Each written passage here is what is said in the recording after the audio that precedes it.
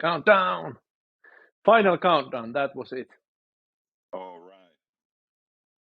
And we are live. Well, that's a Yeah. good song. All right. Without further blabbling, it is my great pleasure to welcome Antti Niittyviita as a guest today to my thus far unnamed, I don't know what this is, video series, podcast, something like that. Today we are going to be And it talking is my about pleasure to confidence be here. and Thank you everything for related to inviting. confidence. I was just about to hand it over to you, so please tell us who you are. Yeah. So my name is I'm from So my name is Antti. I'm from Finland. I come from this small town. I'm a small town boy originally, but later on in my life I've become an entrepreneur. So yeah, I'm Antti from Finland. I'm an entrepreneur running a 4 million euro business at the moment in software industry. In addition to that, I'm running a alter ego called the Ice King on social media. I got a 2.1 million following there as the Ice King. So those are like biggest things that I'm currently working on. I've published 2 books. I do keynote speeches, workshops, and stuff like that. So lots of things going on in my life. So that's the background of who I am. A small town boy become an entrepreneur. Did you Did you say Yeah, 2.1 2.1 million? million on yeah, it's from TikTok. Yeah. Right.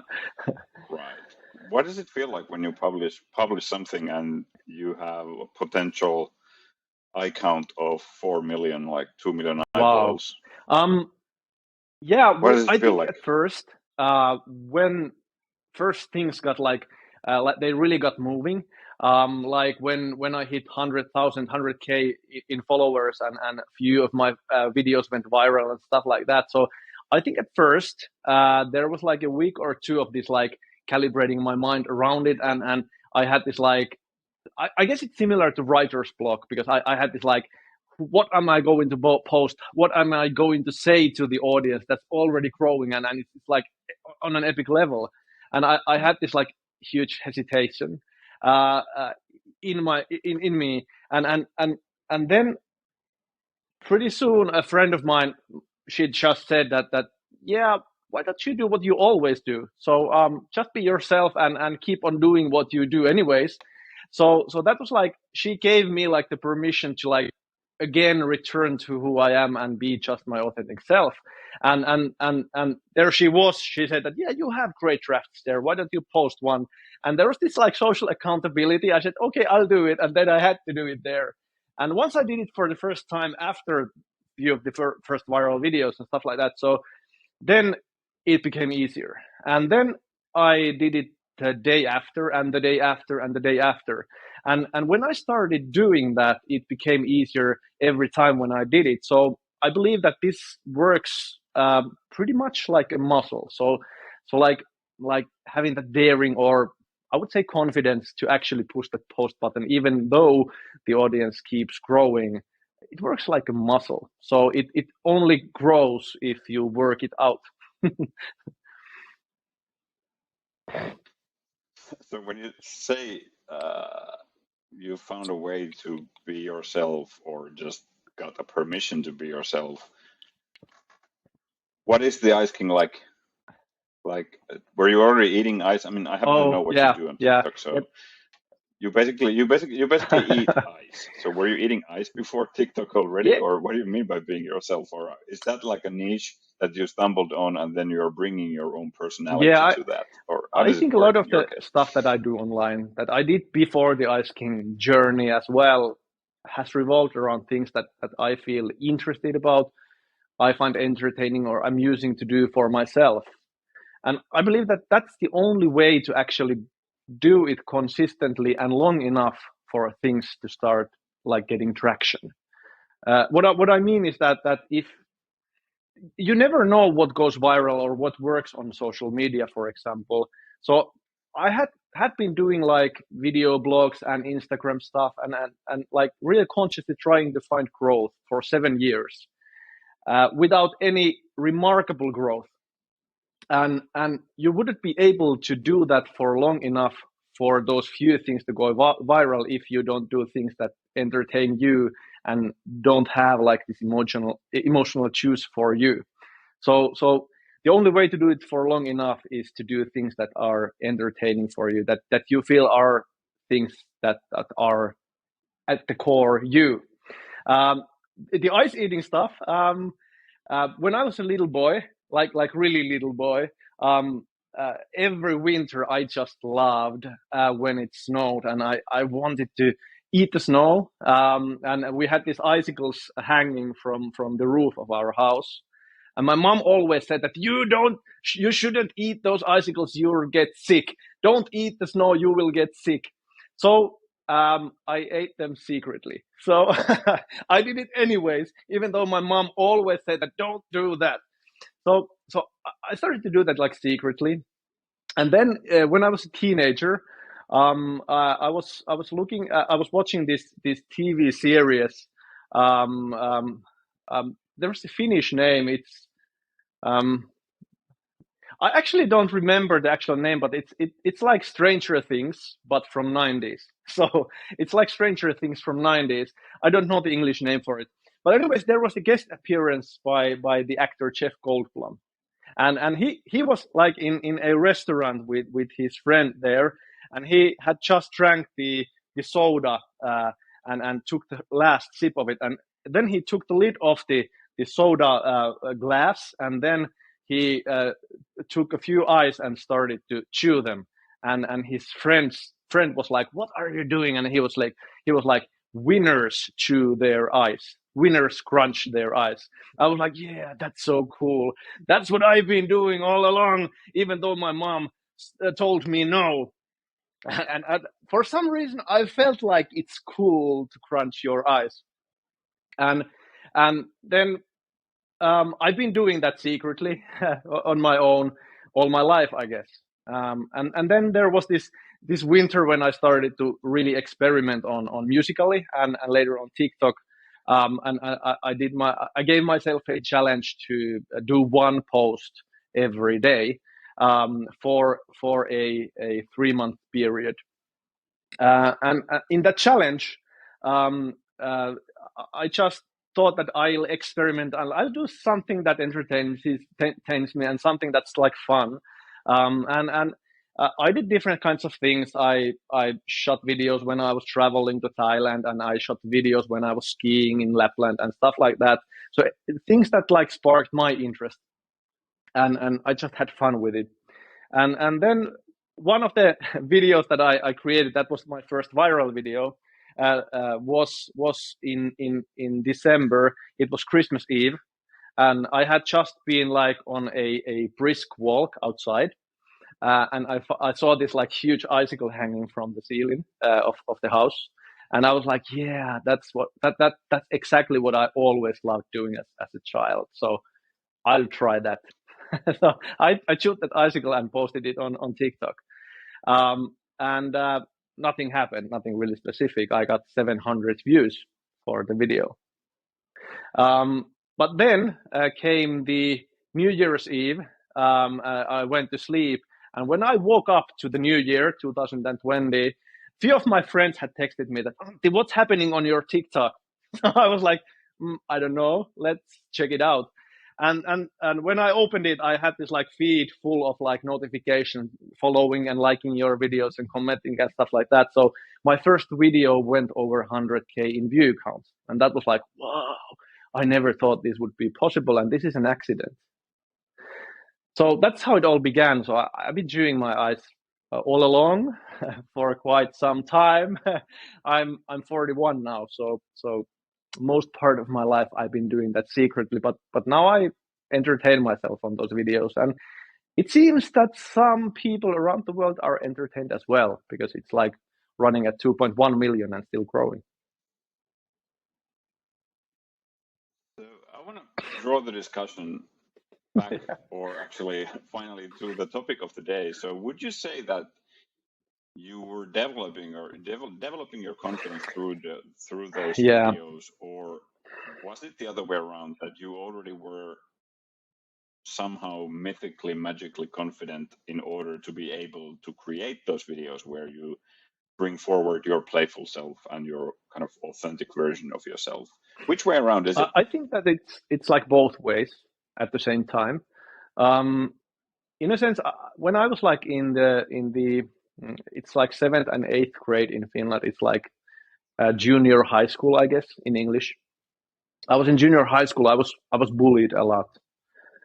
One of the bigger boys had learned some judo tricks, and he experimented on those throws on me because I was this skinny young guy, youngest of my class.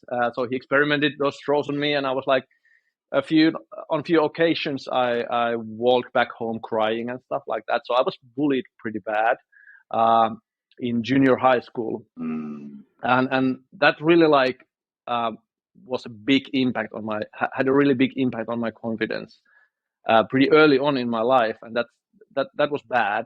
Luckily, I had this teacher who, when he found out about the bullying, he invited a few boys to headmaster's office for 15 minutes, and then everything stopped. All the bullying stopped. So my teacher was like, he was a leader on an epic level. So I'm really grateful for him that he put an end to that period of my life. So the ninth grade. Without I'm sorry? violence? Without I'm not violence? sure what he did, but yeah, I'm sure there was some violence Okay. involved, Just maybe checking. verbal violence or something like that, a threat of violence, I guess. But anyways, Right. it was like a 15-minute call to those guys to the headmaster's office, and then everything changed for me. I'm so grateful for. His name was Pekka, so I'm really grateful for Pekka for doing that. So yeah, my ninth grade Go, Pekka. was better, and when I went to high school, everything changed. I got to start the journey to find the real self, I would say. So I had this huge scar of confidence inside me, built up in my teen years, and I somehow I took care of that scar of confidence in really non-constructive ways. I tried to deal with tried to boost my confidence with, for example, drinking.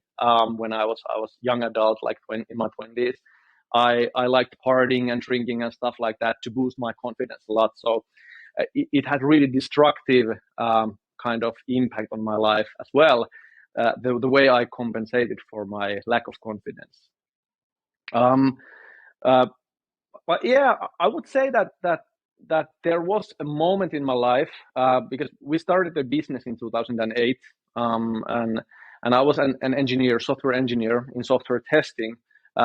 No, 2006 we started the business, and 2008 started the financial crisis. So in the wake of the financial crisis, I ended up being the CEO of my company basically by accident.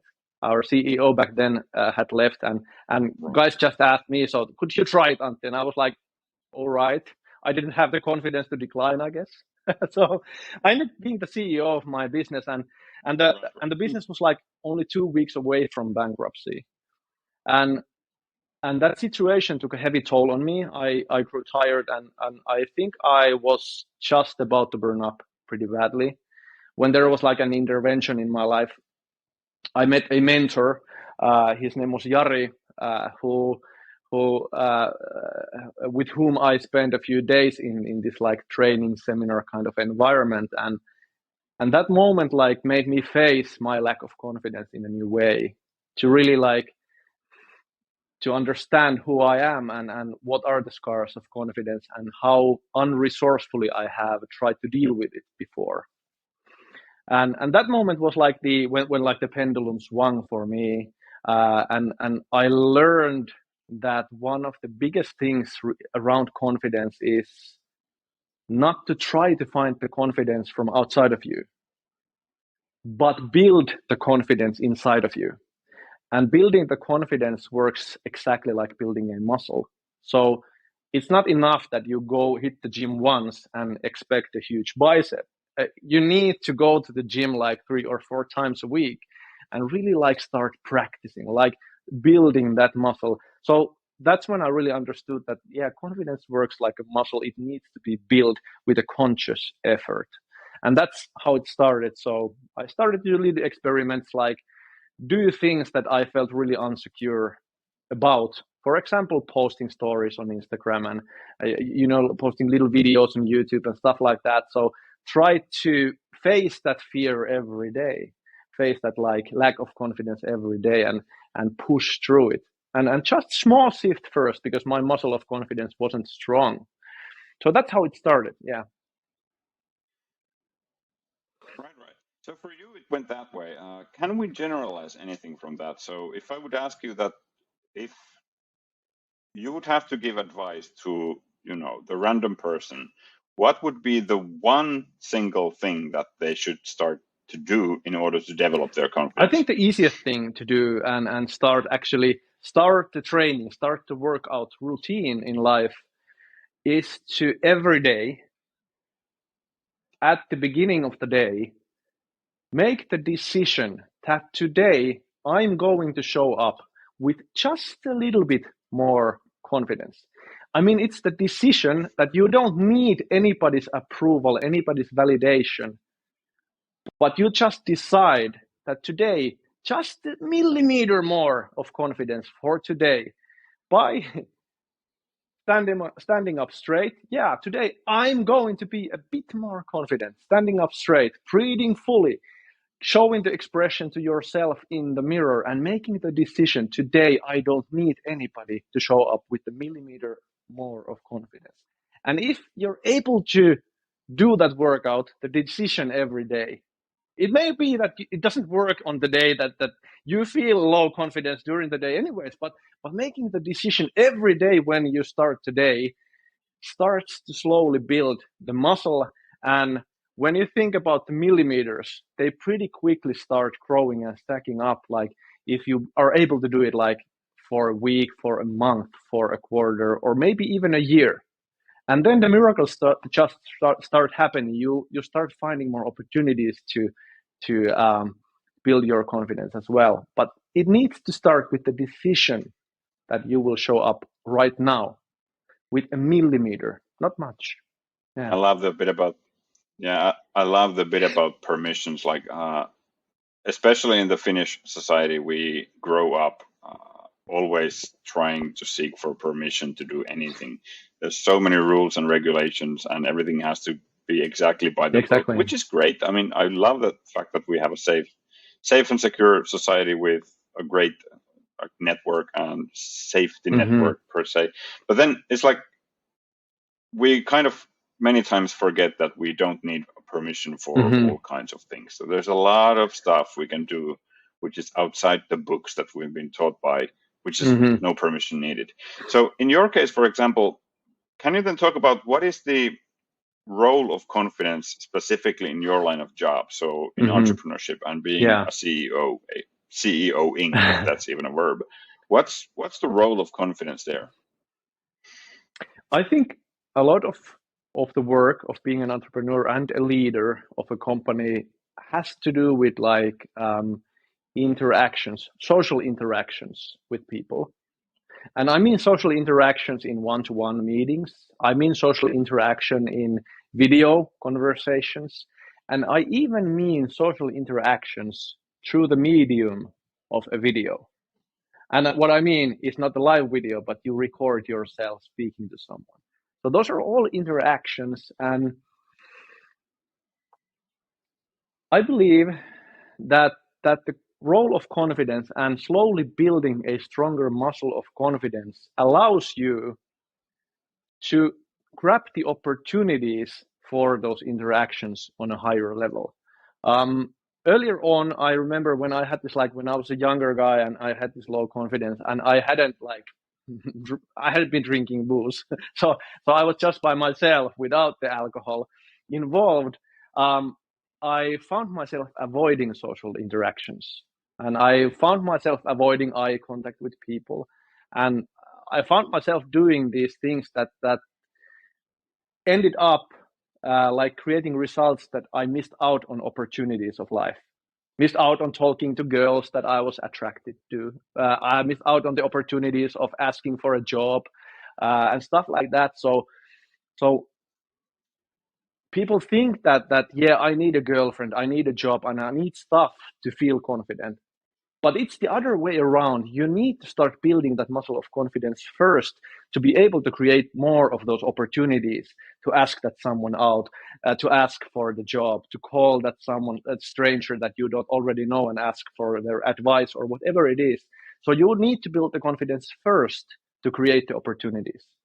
And I believe that the muscle of confidence, in a sense, is the building block of great businesses. It's the building block of great social media presence. It's the building block of almost everything in life. I think the muscle of confidence is one of the core skills in life, and everybody should like investigate how the muscle of confidence builds for them. So that's my Yeah, and then I guess it's also like you mentioned, like asking Mhm. for a job. So it's a huge part of just being able to take the shot and trying more things is to have the confidence to try and Exactly. fail. And I mean, Probably sometimes you something need the that works. confidence to quit the job that you're doing. Sometimes you need the confidence to Right. exit the relationship that you're in. So not only to get something, but sometimes to eliminate something that doesn't serve you anymore. So confidence is everywhere. It's in the decision making that you do each and every moment of your life. So having that muscle is crucial for anything that happens in life. So having a strong muscle in confidence. In this situation, most people start to think that isn't it bad that Yeah. you have this wrong kind of like overconfident approach to life, and yeah, I totally admit that you can be overconfident as well. But there is this distinction. There is this authentic confidence that you build inside of yourself, and then there is this strive to appear more confident to hide your insecurity, and those are two different things. People like confuse the two of those a lot. So overconfidence is usually a way to compensate or hide the insecurity and the low confidence, and the real authentic muscle of confidence is a different thing. It's the story of how you've been practicing. So I think the distinction is really important. Yeah, it's a bit same thing as this. There's always this debate, like with the Mm-hmm. imposter syndrome, and what the people who actually understand something about that syndrome are saying that the real imposters don't even feel it. Yeah, So if you're really confident, I I guess I think so too. Yeah, it shows yeah, and at there is some this point. like So authentic radiation that you have if you have this like like muscle kind of or confidence inside of you, that you don't only seek to appear more confident. Yeah, this is like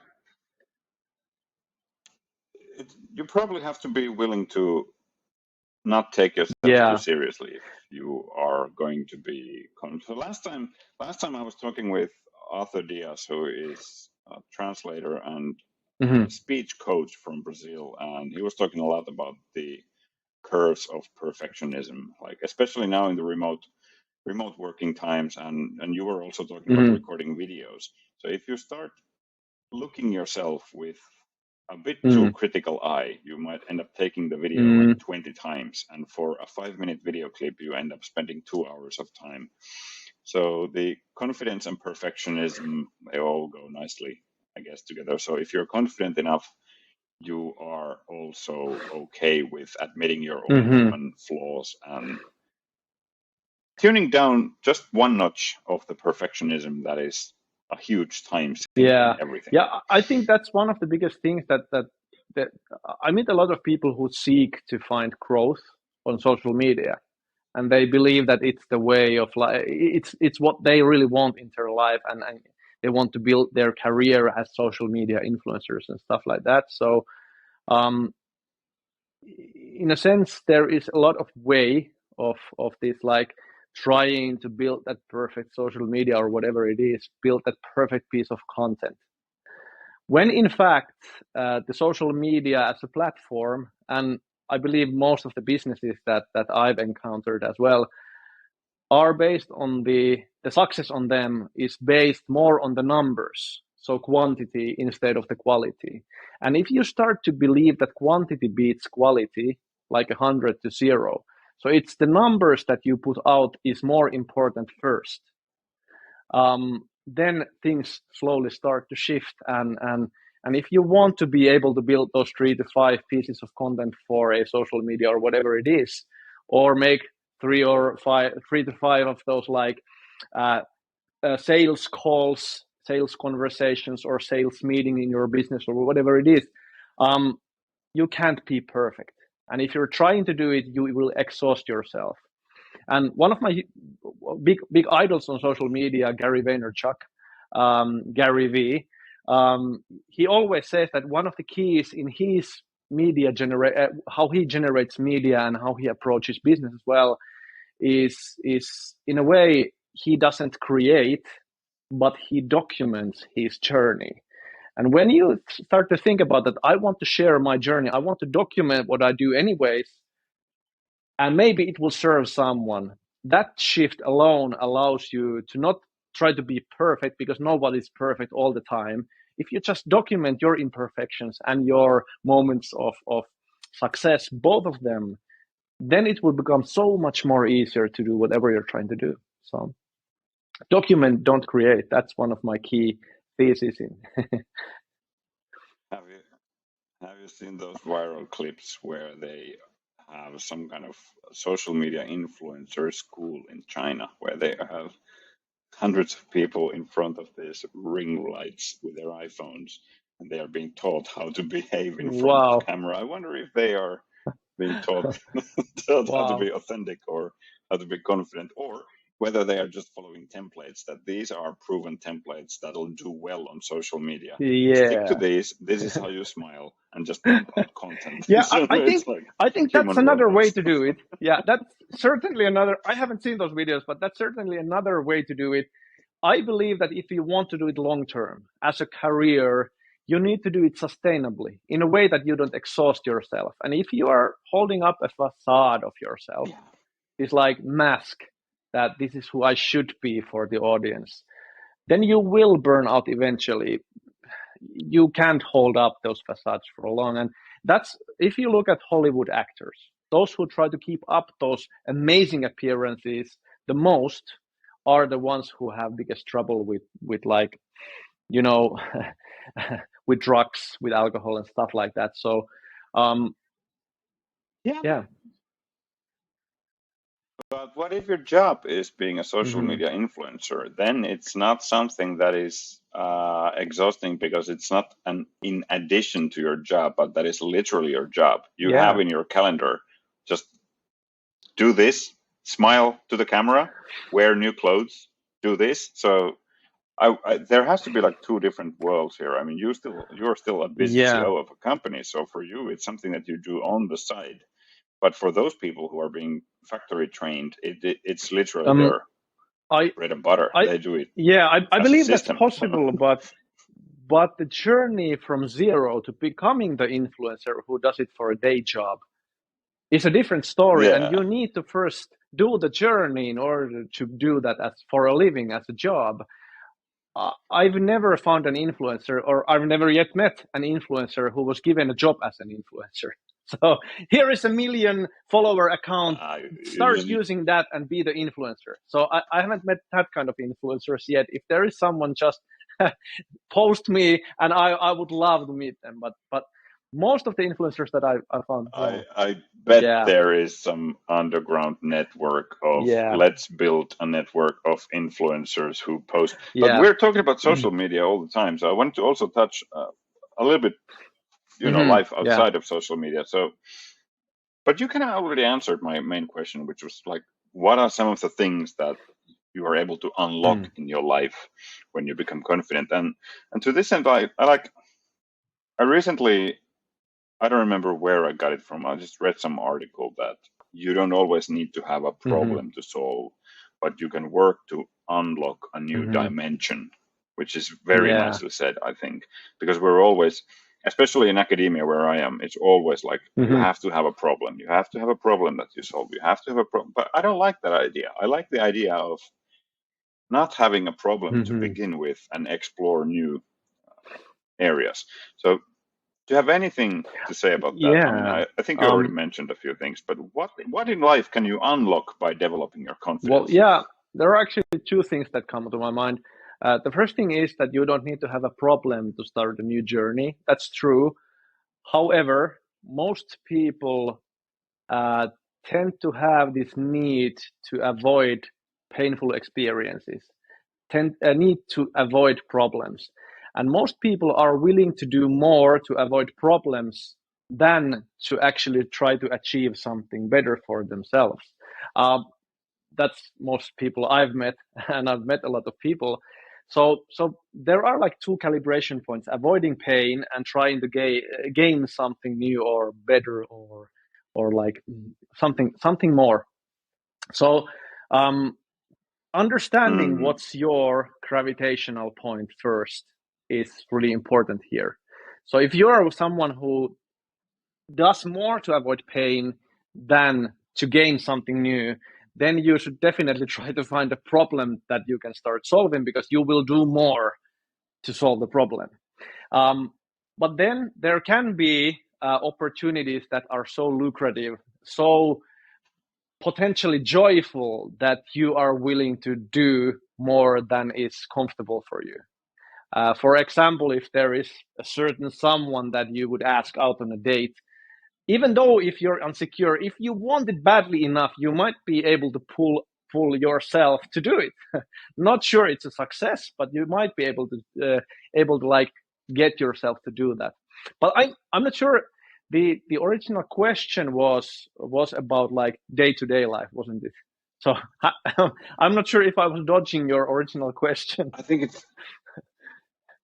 Yeah. you're kind of dancing around it. I think you're trying to get at it, but I was just wondering if there are any big like issues that you think that, like, what kind of doors open in life that are not actually a problem, something that you don't Mm-hmm. recognize as a problem, and it doesn't even need to be a problem, but are there like something that really is enabled by developing a superior confidence in life? Yeah. And Yeah. Uh, I think that's quite unique for everybody. One size fits one. mm, But for me, I can say that, for example, the moment when I learned to meet people's eyes and smile at strangers was a really defining moment for me. Basically, when I went out on the street to a shop mm, or somewhere, when I learned uh, to meet people's faces and smile at them and nod at them, I felt so much more happiness inside of me when I left the store, when I went back home, or whatever it was. So just for the feeling of joy, because I made it really conscious to learn to smile at strangers, not at them. And then I built on that. I then learned to say hello to strangers as well, in an elevator or on the street. So whenever I meet someone's gaze, I usually say hello and try to smile. So just those kinds of moments of yeah, interaction become possible with training that muscle of confidence. And those interactions are things that build the happiness and build the joy and the sense of freedom in me.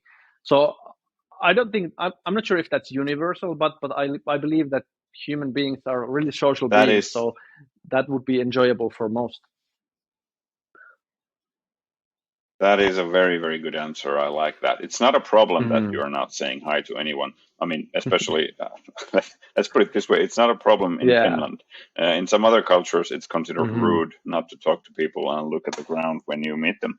But that's definitely a new dimension that you can open by becoming more confident. So you can start to plant joy to other people's lives Mm-hmm. and just giving those good vibes That's around you. that's That's a true, great one. and I believe that everybody, like one of the basic needs for humans is to feel this a little sense of freedom, and not feel imprisoned by life and life circumstances, and confidence in social At some kinds of point, at interactions. some point Yeah. we Yeah, I think kids are very good at doing Hmm. that. They are not limited by some kind of conventions that we learn at some point in our Yeah. lives. I'm not sure when exactly, but it happened to me just this afternoon. Like there was a 4-year-old kid that just came to chat. I'm very, very talkative. I didn't understand. I understand maybe half of what he was saying because I mean I'm currently living in Japan, and he was talking Japanese, and my Japanese is not that good yet. But he just kept talking and talking and talking to me, and with my elementary Japanese, I managed to ask like, "What is his name and where is he going?" And he just kept talking and talking, and he was so happy about it. And I told him that I don't understand what he's saying. He just kept talking, and then once he said bye bye to me like 5 or 6 times, he went to the police station to talk with the police and just continued talking with the policeman there at the police station, because in Japan there are these police boxes almost in every street corner where they're just hanging around and looking after that everything is going smoothly. And like that guy was confident, and he was 4 years old. I hope he stays that way forever. And what the confidence gives to that guy is a lot of feelings of like this joy, happiness, and freedom. And I think everybody deserves those feelings. And not training the muscle of confidence is to forbid yourself from enjoying more of those feelings. So that's why I would say everybody should train. It's not even just that guy. He was giving me joy and happiness by just doing that, because I was there just literally once again doing what I shouldn't be doing and just browsing whatever crap from the mobile phone. So then this guy comes along, and for 7 or 8 minutes we just try to talk, and I was like, yeah, this is cool. So you generate joy from nothing when you do that. And that's actually one of the rare moments in life and world where 1 + 1 equals more than 2, because like that's what generates more energy, like this emotional energy into the world. And it has this like not only both of you feel more joy, happiness, and freedom, but it has this transfer effect on every interaction that you go to after that moment. So that has a huge impact on the positivity of everything in life. Wow. All right. So we are running out of time, or basically the amount of questions and times that we have booked for this short interaction. I'm sure we'll be talking about a lot of stuff later on, but what are your concluding suggestions if you were able to give some advice regarding confidence? Why, what, how? Just tell us something. I would say that if someone's watching who believes that I could use a little bit more joy, I could use a little bit more happiness in my life, a little bit more this feeling of freedom and breathing freely, there is no point in waiting any longer. So now is the perfect time to make the decision that I'm going to show up with a millimeter more of confidence. I don't need anybody's permission. So make the decision and start training the muscle. And if you don't come up with any other way to train, from now on until end of today, everybody you meet or see, if they return the gaze, if they watch back at you, then you smile at them and nod gently. So that's a perfect way to start training that muscle. So no point in waiting any longer. Make the decision and start smiling at people. That's going to be incredibly valuable. That is such an easy, low cost, zero cost way of starting to develop it.